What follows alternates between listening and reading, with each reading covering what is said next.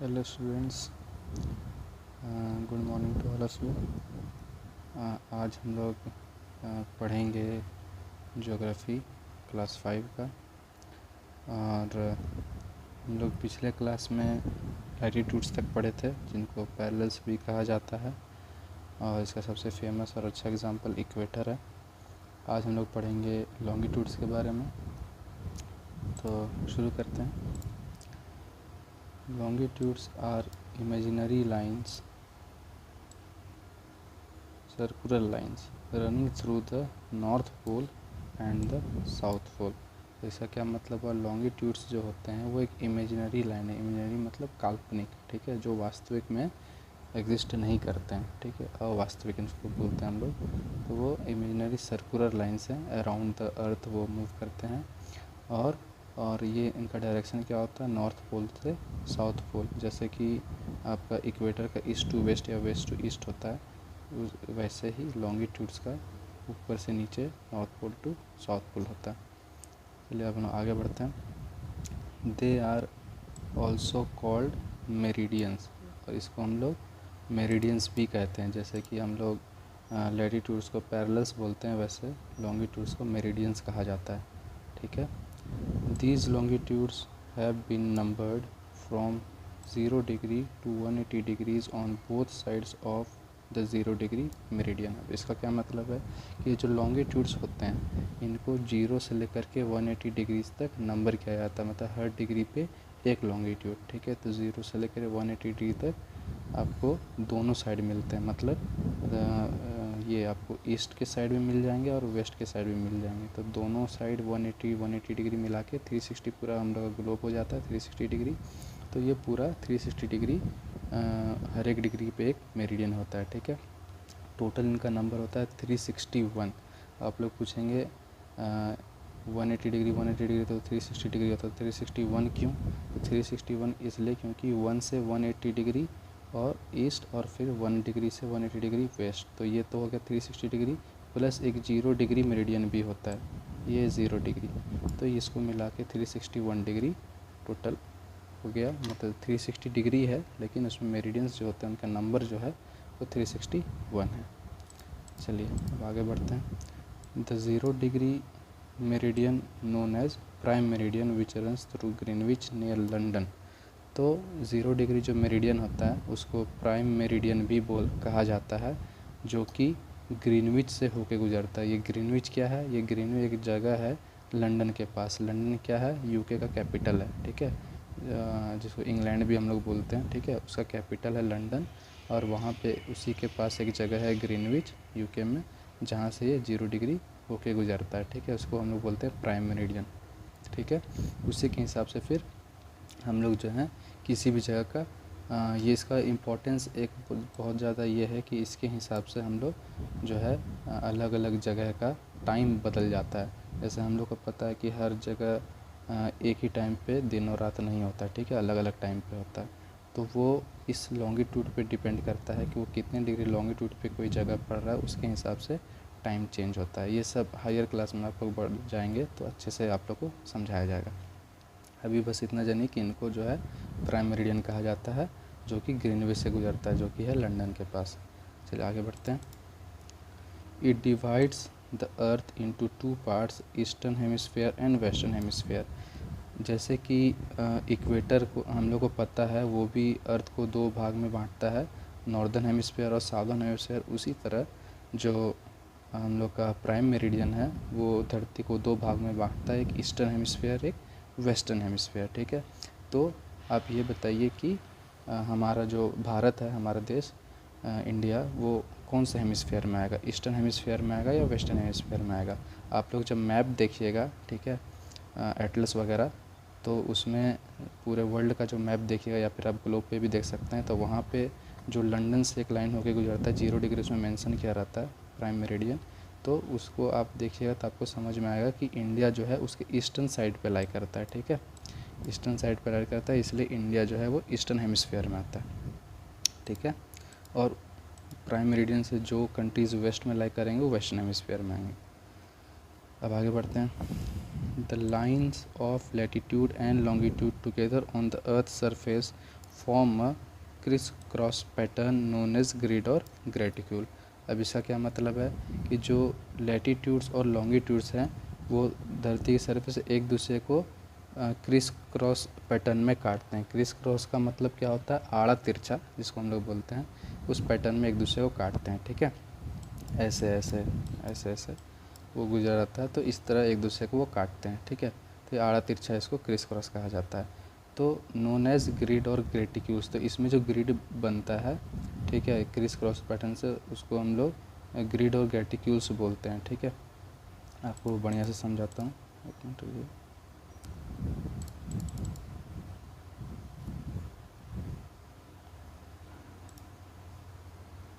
अब ये फिगर आप ध्यान से देखिए, तो इसमें देखिए कि ये जो लाइन है ऊपर से नीचे, हाँ, तो ये जो ऊपर से लाइन आ रहा है ये क्या है, ये सब लॉन्गिट्यूड्स हैं। ठीक है, और ये जो है ये लैटीट्यूड्स हैं।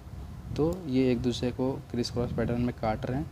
तो ये जो बॉक्स बन रहा है ना, ये जो बॉक्स बना, उसको हम लोग ग्रिड या ग्रेटिक्यूल्स बोलते हैं। ठीक है, चलिए आगे बढ़ते हैं।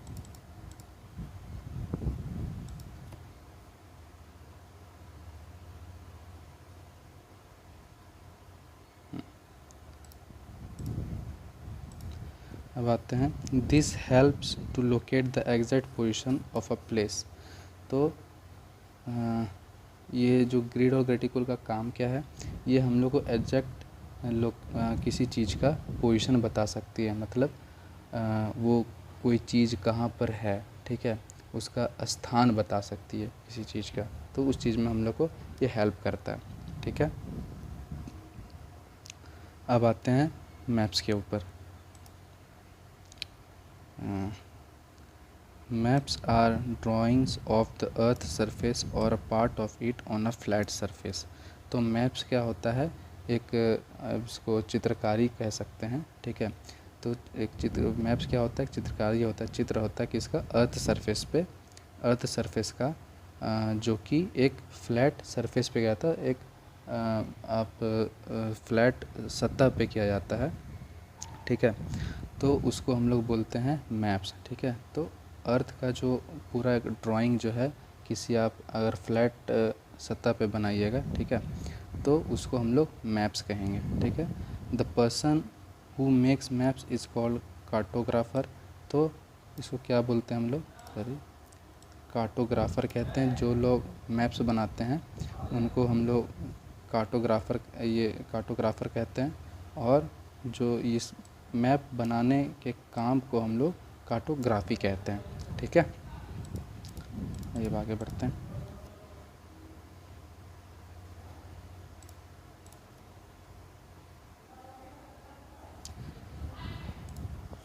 Maps help to locate a place easily.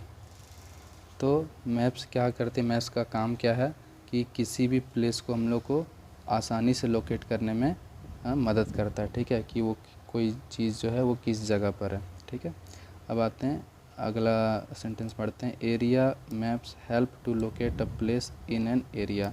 अब किसी जगह का जो अगर आप मैप देखिएगा तो किसी पार्टिकुलर जगह का भी हो सकता है, पूरे वर्ल्ड का भी हो सकता है, किसी जगह का भी हो सकता है, किसी इलाका का, किसी क्षेत्र का हो सकता है। तो उसमें क्या होता है, किसी क्षेत्र का अगर मैप है तो उस पर कोई जगह कहाँ है वो हेल्प पता करने में क्या हेल्प करता है हम लोग का, मैप्स।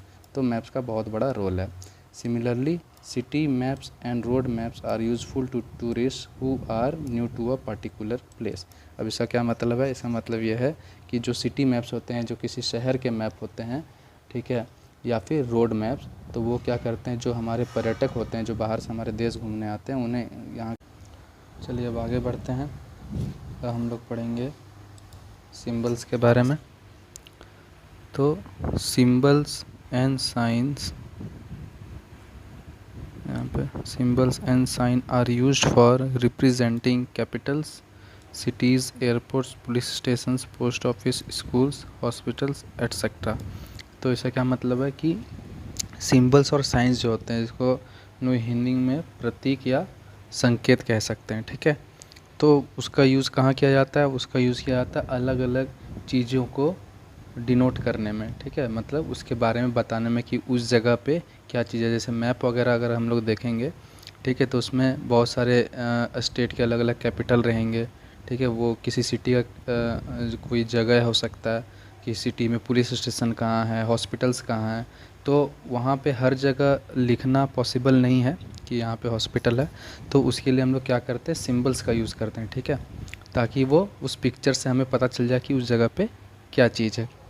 उसी तरह तो इसका कैपिटल्स का अलग आपका सिंबल होता है, सिटीज़ का, एयरपोर्ट्स का, ठीक है, police station, post office, schools, hospital etcetera. तो ये सब अलग अलग जगहों के अलग अलग। चलिए अब हम लोग मैप का पहला पॉइंट पढ़ते हैं। A map is a drawing of the earth surface or part of it on a flat surface. इसका क्या मतलब हुआ कि एक मैप जो है वो धरती के सतह का एक चित्र है जो कि किसी समतल सतह पे बना हुआ होता है, ठीक है, जैसे पेपर वगैरह हो गया, ठीक है, तो उसको हम लोग मैप कहते हैं, ठीक है। अब आते हैं ग्लोब पे। A globe is a model of the अर्थ। तो एक ग्लोब क्या है, धरती का एक नमूना है। नमूना मतलब ये ऐसा धरती के ऐसा दिखने वाला, ठीक है, एक गोलाकार वस्तु है, ठीक है, तो नमूना उसका कहते हैं ना, धरती के जैसा दिखता है ये। तो ये हो गया ग्लोब और ये हो गया मैप। तो मैप क्या होता है, वो फ्लैट सरफेस पे होता है, ठीक है, और ग्लोब वैसे क्या होता है, वो फ्लैट नहीं होता, वो धरती के जैसा ही राउंड होता है, ठीक है। अब हम लोग आगे बढ़ते हैं। All the places can be seen on the map at the same time. तो इसमें क्या है कि हम लोग हर जगह को एक ही बार में देख सकते हैं पूरा। जैसे ये वर्ल्ड का मैप है तो इसका फ़ायदा क्या है कि आप पूरे वर्ल्ड का हर एक पार्ट को एक बार में एक ही समय पे देख सकते हैं, ठीक है। और दूसरी तरफ ग्लोब का क्या है, it is difficult to give detail information of a particular place on a globe. तो इसमें क्या होता है एक चीज़ और कि आपका पहले तो ये हो गया कि इसमें आप सब जगह को एक ही समय पे पूरे जगह को देख सकते हैं, लेकिन अब ये चीज़ आप ग्लोब में नहीं कर सकते क्योंकि आप किसी भी समय पे वो गोल है चूँकि, तो आप उसका एक ही साइड को देख पाइएगा, ठीक है। आप अगर सपोज़ इस साइड देख रहे हैं, ठीक है, अभी जो यहाँ पे फ़ोटो बना हुआ है नॉर्थ अमेरिका, साउथ अमेरिका, ये कॉन्टिनेंट है, तो अगर आप इसको देखिए तो इसके पीछे जो भी अलग अलग कॉन्टिनेंट्स हैं, एशिया वगैरह हो गया, तो आप उसको नहीं देख सकते, आपको लिए उसको या तो उस साइड जाना होगा या फिर इसको रोटेट करना होगा। तो आप ग्लोब का एक ये नुकसान है कि आप सब जगह को एक साथ नहीं देख सकते, लेकिन मैप में आप हर एक जगह को एक साथ देख सकते हैं क्योंकि वो फ्लैट सरफेस पे होता है।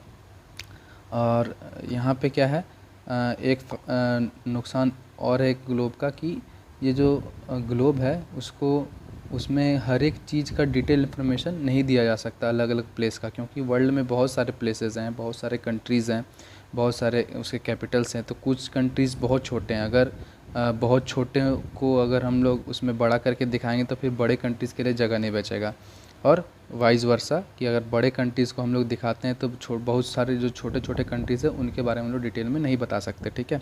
तो ये एक ग्लोब का नुकसान, ठीक है। तो ग्लोब बहुत बड़ा भी नहीं बनाया जा सकता, तो इसलिए क्या होता है कि ग्लोब में थोड़ा मुश्किल होता है हर एक जगह के बारे में डिटेल में बताना।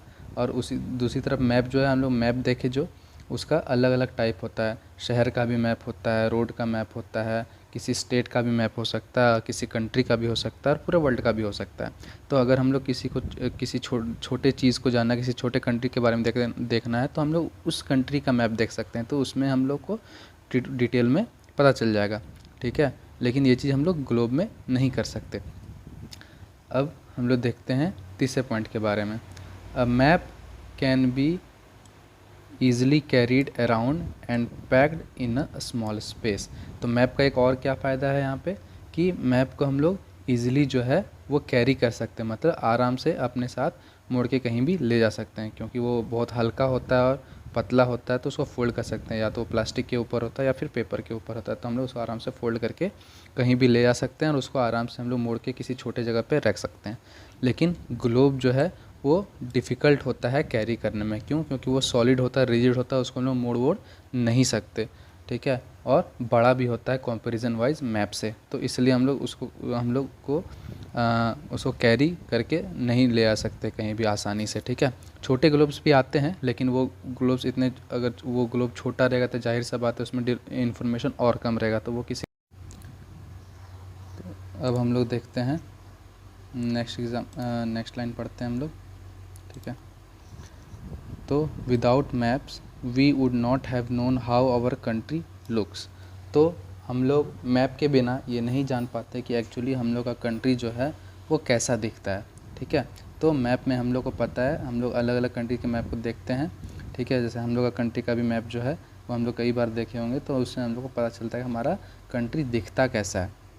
Now that you know more about maps you will be able to discover new things around the world. तो क्योंकि अब आप लोग जान चुके हैं कि मैप कैसा होता है, किस टाइप का होता है, उसका क्या यूज़ है वगैरह वगैरह, तो इसमें जो है उसमें सिंबल्स कौन कौन से यूज़ होते हैं, तो उस चीज़ को यूज़ करके आप जो है नए नए चीज़ों को खोज सकते हैं अराउंड द वर्ल्ड। तो वर्ल्ड का अगर मैप आप देखिएगा, ठीक है, तो उसमें अलग अलग चीज़ों को आप पहचान सकते हैं, है ना। तो ये हो गया यहाँ तक का मतलब। हम लोग आगे पढ़ते हैं।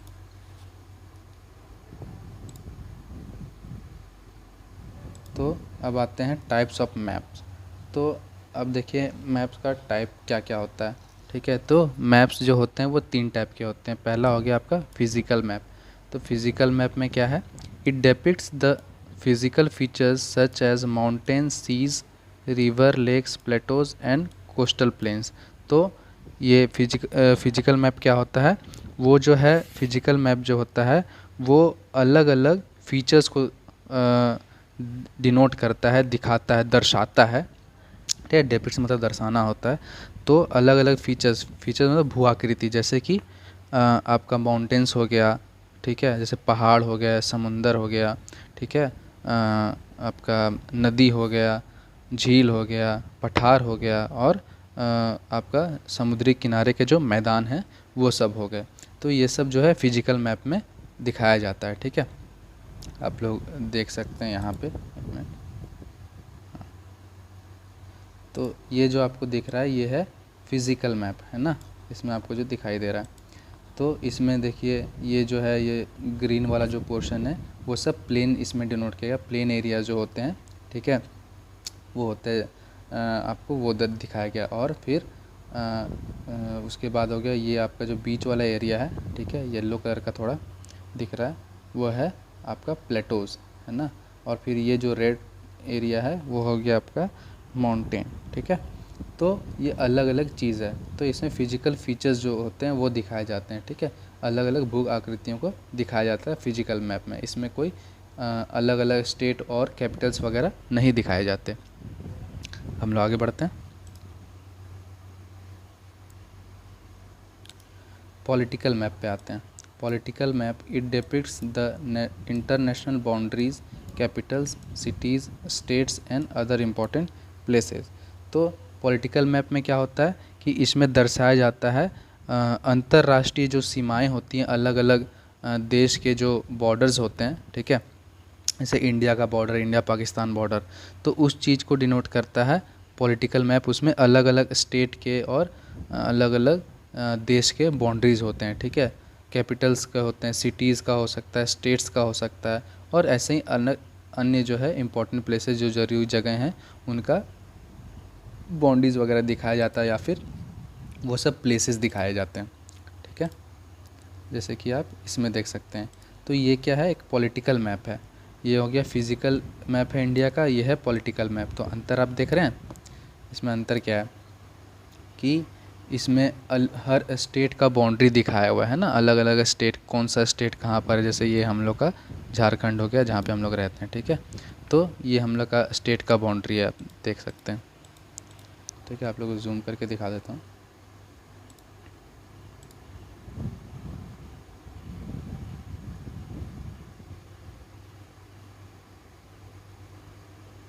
ये देखिए ये जो है झारखंड का बाउंड्री है, जो किनारे किनारे गया हुआ है, तो ये बाउंड्री है, ठीक है।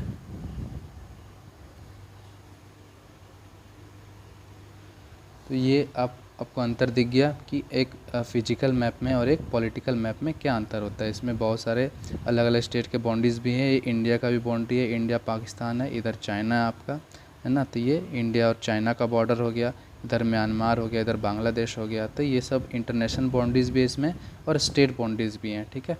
तो ये है। और फिजिकल इंडिया जो है, फिजिकल मैप ऑफ इंडिया जो है, उसमें कुछ भी ऐसा बाउंड्रीज वगैरह नहीं शो किया जाता है। अब आते हैं हम लोग तीसरे टाइप के मैप के बारे में पढ़ते हैं। Thematic map, it depicts a certain theme or topic such as temperature, amount of rainfall or type of vegetation of a particular area. तो इसमें क्या है कि ये जो मैप होता है, जो थीमेटिक मैप होता है, ये क्या दर्शाता है, इसमें अलग अलग विषय के ऊपर जो है वो मैप बनाया जाता है। जैसे कि टेम्परेचर हो गया, ठीक है, तापमान का कैसा है किसी जगह का, वहाँ पे वर्षा कितनी होती है, बारिश कितनी होती है, और वहाँ पे जो टाइप्स ऑफ वेजिटेशन, मतलब वहाँ पे जो जंगल वगैरह पाए जाते हैं, ठीक है, पेड़ पौधे पाए जाते हैं, वो कैसे है, किस प्रकार के होते हैं। जैसे ये आपका फॉरेस्ट भी जो है वो बहुत सारे टाइप के होते हैं, जैसे कि एवरग्रीन हो गया, डेसिडुअस हो गया, टेम्परेट हो गया, ठीक है। तो ये अलग अलग टाइप के फॉरेस्ट होते हैं, ठीक है। टुंड्रा हो गया। तो वो अलग अलग फॉरेस्ट का अलग अलग अलग अलग जगह पे अलग अलग फॉरेस्ट होते हैं। तो किस जगह पे किस टाइप का वेजिटेशन है, किस तरह के पेड़ पौधे वहाँ पे पाए जाते हैं, वहाँ पे रेनफॉल कितना होता है, वहाँ पे तापमान कितना रहता है एवरेज, ठीक है।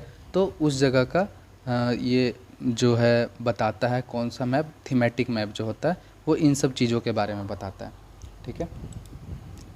इसको हम लोग देख लेते हैं। देखिए यहाँ पे जो आप देख रहे हैं ये थीमेटिक मैप है। इसमें जो है अलग अलग जगह का अलग अलग ये टेम्परेचर के हिसाब से बनाया हुआ है।